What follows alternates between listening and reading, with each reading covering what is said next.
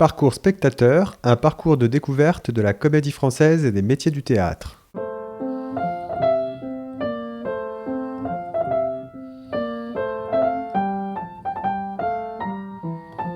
Je m'appelle Eric, j'ai 63 ans. Eric est passionné par le théâtre. Pour moi, c'est la joie, le théâtre. Donc c'est de toute façon un énorme plaisir de rentrer dans la salle, d'entendre bruisser le public qui s'installe. On peut penser que c'est la même chose pour moi qui suis musicien que le concert, mais c'est une autre ambiance. C'est tout à fait une autre ambiance. C'est très très chaleureux, le théâtre. Est-ce que tu vas souvent au théâtre, Eric ? Alors, j'y allais très régulièrement au théâtre. Comme j'ai un enfant qui va avoir 10 ans, j'espère que maintenant je vais pouvoir y retourner très régulièrement parce que les premières années sont plus difficiles du point de vue des soirées notamment. Est-ce que tu étais déjà venu à la Comédie Française ? Oui, j'ai été il y a longtemps abonné à la Comédie Française et puis pour les raisons que j'ai indiquées tout à l'heure, ça s'est un peu délité, moins de temps, moins de possibilités, moins de liberté et puis les contraintes de l'abonnement aussi qui sont... Enfin ça a changé depuis mais c'était assez contraignant au moment où on était abonné, donc je ne le suis plus, mais je suis donc allé il y a longtemps, régulièrement à la Comédie Française. Eric a également un parcours de comédien amateur. J'ai commencé à 35 ans. Avant, j'avais vraiment jamais du tout fait de théâtre. Et ça a été un éblouissement. Et tout de suite, j'ai imaginé que j'allais pouvoir lier la musique et le théâtre, ce que j'ai fait par la suite. C'est-à-dire que j'ai très vite essayé de d'écrire des spectacles qui mêlent la musique et les mots.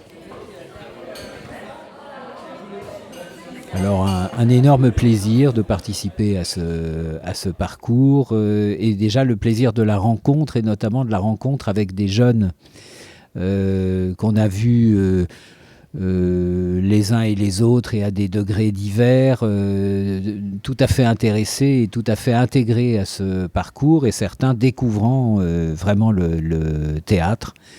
Et ça c'était vraiment un grand plaisir de mélanger ces générations. Est-ce que tu as eu le sentiment de faire partie d'un groupe ? Alors pas au début.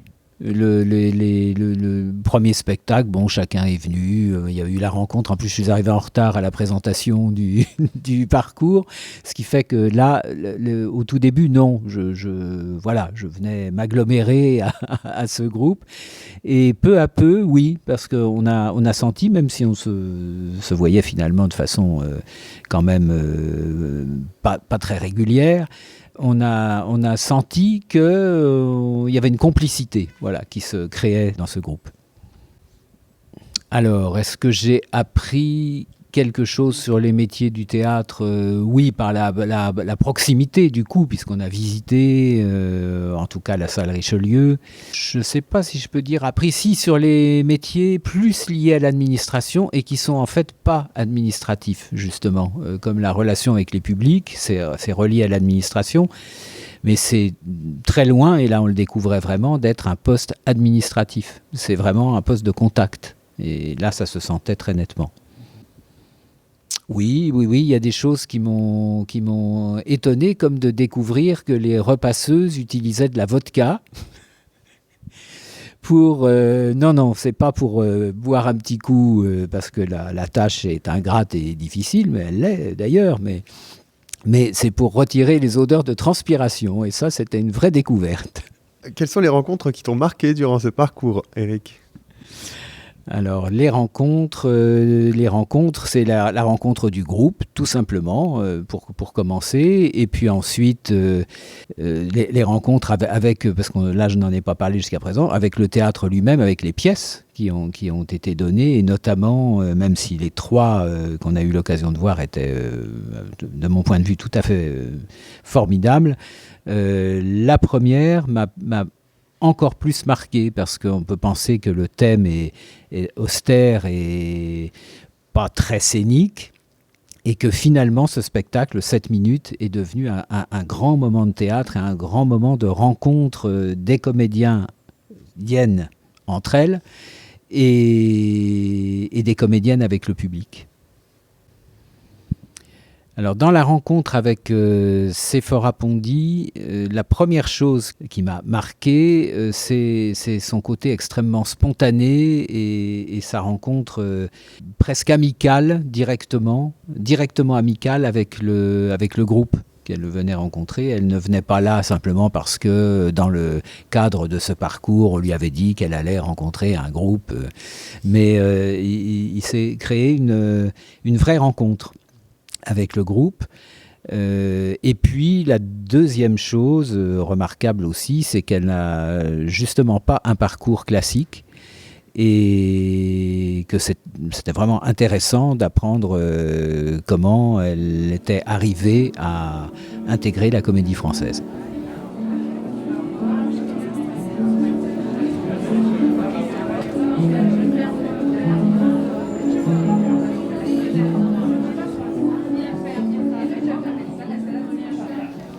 Alors, mes moments préférés, mon moment préféré dans ce parcours, mon moment, je ne saurais pas dire, parce qu'il y en a eu trop.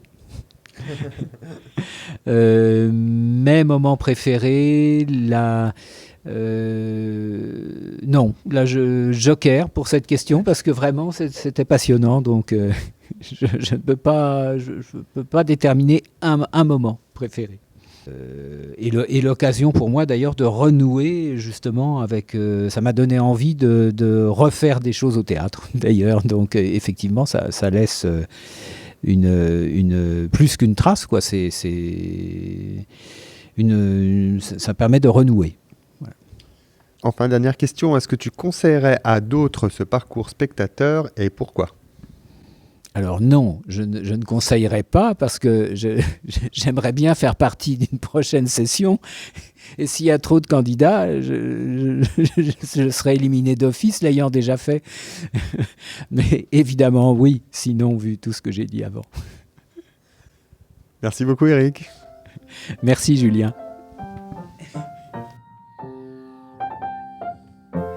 Voilà, le podcast Parcours Spectateur, un parcours de découverte de la Comédie Française et des métiers du théâtre touche à sa fin. Merci de l'avoir suivi. Je remercie chaleureusement Morgane Duplan-Aymon, responsable des relations avec les publics au Théâtre du Vieux-Colombier, avec qui j'ai eu la joie de conduire ce parcours spectateur. Je remercie l'association Actis et le centre Paris Anime Richard Wright qui a soutenu le projet et a permis sa réalisation. À très bientôt, je l'espère, pour un nouveau parcours spectateur.